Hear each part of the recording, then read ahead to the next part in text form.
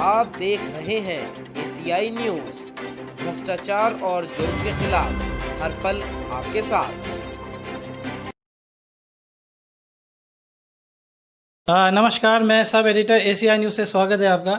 जैसा कि हम लोग देख रहे हैं, प्रधानमंत्री मोदी जी ने जितने भी एक भारत श्रेष्ठ भारत का नारा दिया, आइडिया ऑफ इंडिया का नारा दिया, और इसी के तहत जहां डिजिटलाइजेशन, जो कि हम लोग देख रहे हैं कि भारतीय समाज के अंतर्गत एक ज़बरदस्त परिवर्तन रहा, और इस परिवर्तन के दौर में हम लोग देख रहे हैं किस प्रकार से भारतीय जनता इसका लाभ ले रही है और किस तरह से हमारी जितनी भी योजनाएं केंद्र सरकार के अंतर्गत आने वाली, उसका लाभ जो है वो देखा जाए धरातल पर अधोगामी निस्संदन के सिद्धांत के तहत पहुंच रहा है। इसको लेके आइए हम लोग आज जो उत्तर प्रदेश के कानपुर शहर में मौजूद हैं और यहाँ के पासपोर्ट ऑफिस में हैं, और ये रीजनल पासपोर्ट ऑफिस के अंतर्गत सीधे हम लोग बात करते हैं यहाँ के अधिकारी जो कि इस समय एपीओ हैं। नमस्कार, स्वागत है आपका हमारे न्यूज़ चैनल में। नमस्कार जी। नमस्कार जी, आपका शुभ नाम? यशपाल जी। ये बताइए यशपाल जी, आप क्योंकि यहाँ पे देखा जाए जनता की सुविधाएं के लिए बहुत बैठे हुए हैं, और जिस प्रकार की जन समस्याओं को आपके सामने यदि कोई आती है तो उसका आप निस्तारण किस प्रकार करते हैं?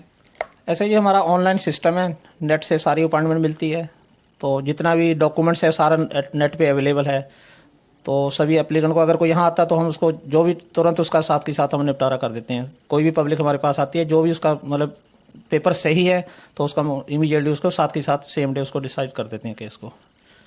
सर, जैसा कि हम लोग देख रहे हैं कि जैसे कि पासपोर्ट अधिनियम 1967 का था, और उसके बाद अब जिस प्रकार से कुछ चेंजेस किए गए हैं, बदलाव किए गए हैं, और इन तमाम बदलाव अमेंडमेंट के तहत हम ये देखते हैं कि आने वाले जो नवीन संशोधन है इसमें कहीं ना कहीं सुविधाएं जनता को दी गई हैं। और इसके तहत हम ये भी देखते हैं कि पहले जो एक लंबा चौड़ा प्रोसीजर थी, प्रक्रिया थी, उससे भी कहीं ना कहीं जो है वो जनता को देखा जाए तो बड़ा बोझ कम हुआ है। तो इसको लेके आपको लगता है कि पहले से अब की यदि तुलना की जाए तो पासपोर्ट निश्चित रूप से जल्दी ना केवल बन रहा है, बल्कि बीच में जहाँ कहीं हम देखते थे भ्रष्टाचार पनपता था, उसमें भी कहीं ना कहीं लगाम लगी, कसाई उसमें हुई है? बिल्कुल जी, उसमें तो बहुत मतलब सिंप्लीफाई इतना हो गया कि सिंपल एक आधार कार्ड लगा के भी आदमी अपना पासपोर्ट अप्लाई कर सकता है।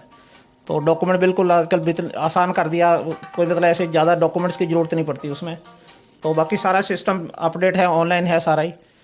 तो मतलब पब्लिक को कोई किसी तरह की कोई दिक्कत नहीं आती। और पुलिस जांच का ऐसे हो गया, पहले फिजिकल जांच जाती थी, लेकिन आजकल ऑनलाइन सारा सिस्टम हो गया। ऑनलाइन यहाँ से एप्लीकेशन सबमिट होती है तो साथ के साथ ही एसएसपी ऑफिस में आपकी जांच पहुँच जाती है सेम डे।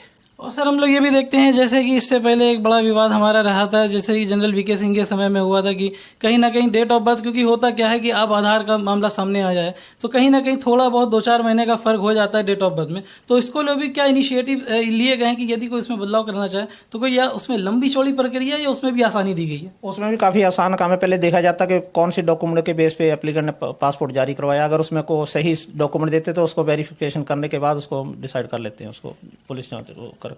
तो देखा जाए निश्चित रूप से ये ऑप्शन भी खुला हुआ है, यानी कि किसी प्रकार से भारतीय नागरिक को इधर उधर भटकने की आवश्यकता नहीं है। हमारी सरकार की तरफ से जितने इनिशिएटिव लिए जा रहे हैं उसको लेते हुए देखा जाए तो ये सीधे देखा जाए तो यदि आपके ऑफिस आते हैं या ऑनलाइन किसी भी वो कैफ़े में बैठ के यदि इस प्रकार की प्रक्रिया को फॉलो करते हैं तो निश्चित रूप से पूर्ण सहयोग आपकी स्टाफ की तरफ से, आपकी तरफ से दिया जाता है। बिल्कुल जी, बिल्कुल पूरा मतलब उसमें सहयोग दिया जाता है पब्लिक को। सभी डॉक्यूमेंट ऑनलाइन सिस्टम पे है, कोई भी आदमी अपने घर बैठ के चेक कर सकता है, किसी दलाल के पास जाने की ज़रूरत नहीं होती। तो उसके अलावा हमारे यहाँ पे टोल फ्री नंबर है, अगर वो वहाँ पे कोई उनको इन्फॉर्मेशन लेनी है तो टोल फ्री नंबर पे भी अपनी वो गाइडलाइन अपना अवेलेबल कर सकता हो। निश्चित रूप से हम अपने चैनल के माध्यम से दर्शकों को बताना चाहेंगे, भारतीय जनता के सामने ये बात बिल्कुल स्पष्ट शब्दों में कहना चाहेंगे कि यदि कहीं कोई दलाल आपके सामने इसके लेके कोई भी मामला आता है तो निश्चित रूप से जैसा कि हमें यशपाल जी ने बताया कि टोल फ्री नंबर है, आप उसके ऊपर संपर्क करें, उससे सूचित करें और उसके खिलाफ कार्रवाई होगी। क्योंकि देखा जाए जो भ्रष्टाचार एक मुक्त समाज की हम लोग परिकल्पना करते हैं तो उसके लिए इनिशिएटिव देखा जाए भारतीय समाज के अंदर रहने वाले नागरिक है, हम ही को पहल करनी पड़ेगी। तो देखा जाए यशपाल जी, अंत में हम चाहेंगे कि आप हमारे चैनल के माध्यम से जनता को कोई संदेश दें। ऐसा है जी कि करप्शन के मामले में तो यहाँ कोई ऐसा मतलब कुछ नहीं है आजकल, क्योंकि ऑनलाइन सिस्टम खुद एप्लीकेंट भरता है। उसके अलावा भी आप बाहर दलाल अगर कोई आपसे ठगी करता तो आप अपने टोल फ्री नंबर पे ग्रीवेंसेस सेल हमारा बना, उस पर आप उसकी शिकायत कर सकते हैं। उस पर सख्त मिनिस्ट्री सख्त कार्रवाई करेगी उस पर।